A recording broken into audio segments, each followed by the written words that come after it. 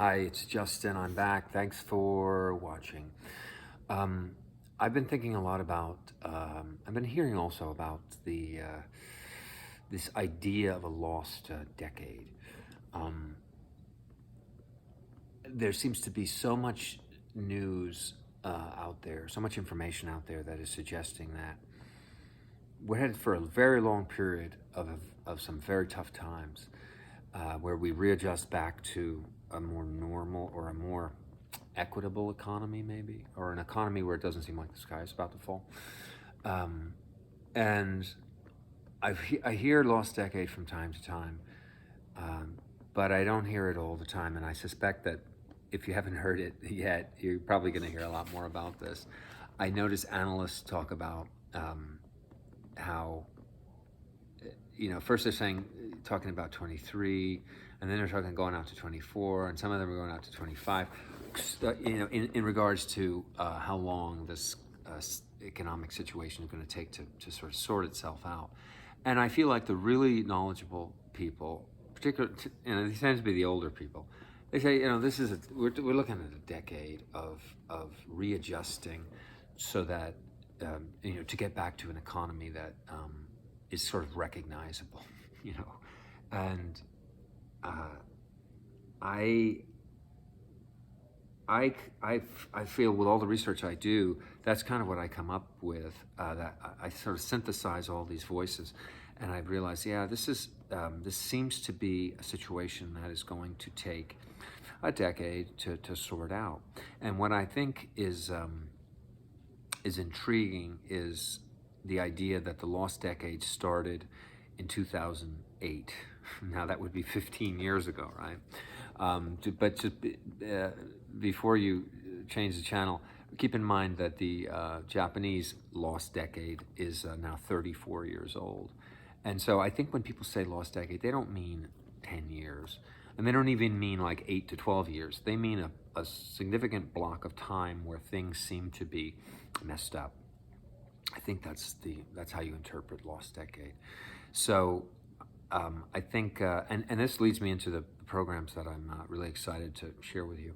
One of them is from Cold Fusion, and if you go into 30 minutes and 40 seconds into the program, part 3 is called "The Death of the Real Economy," and I think it's really wonderful how this Cold Fusion outfit really breaks down how they feel like there's something drastically wrong with the economy starting in 2008. And a lot of the things have not really been remedied. This idea of printing endless amounts of money. And also this idea of investing heavily in risky things like NFTs and crypto, which doesn't really do much for the old-fashioned or the old-school industries that built, this country and then employ people. So, and the second video that I think is really interesting is it's Wealthy On, and it's a guest on Wealthy On called Amy Nixon. And what I see, which is interesting and exciting from Amy, is that, and she's a millennial, so this is a younger voice. Most of the people on Wealthy On are probably 20 or 30 years older than Amy. Amy's saying, look, the speculators just have to get out of housing. It's just rare to hear a voice like that, where somebody just says, no, it's just wrong and it's got to stop.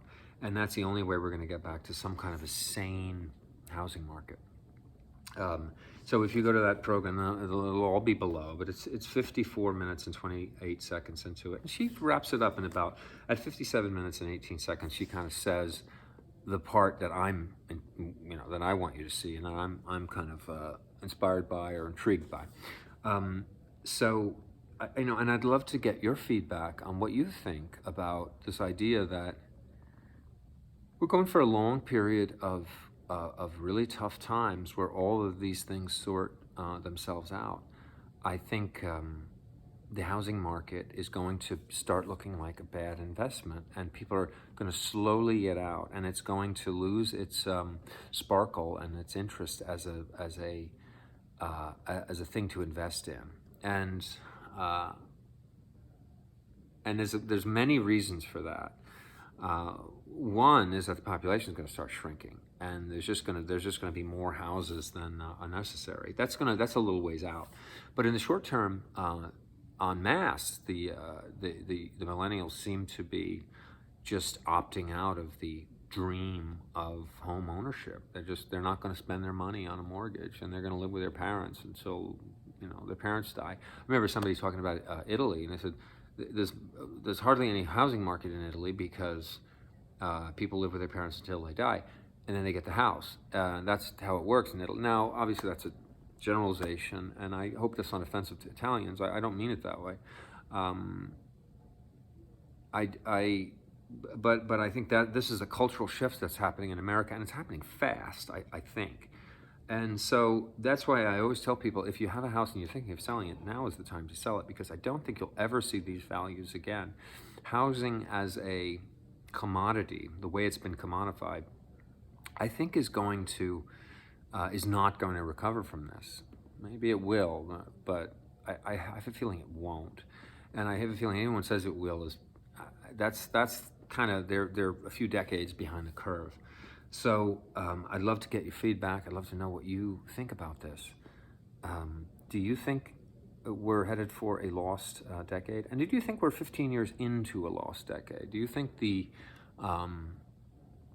'08 crash was this beginning of a lost decade, and we're still in it, and God knows how long we'll be in it?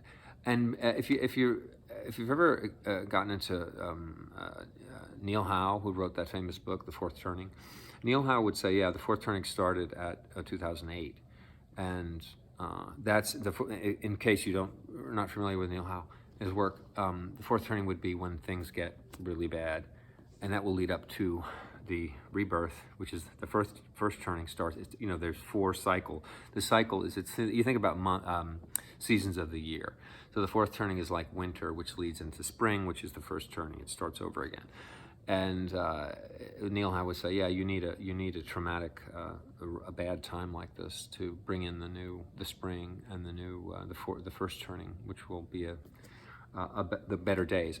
Anyway, I'd love to get your feedback. I'd love to know if you think it's we're in a lost decade, or if we're about to be in one.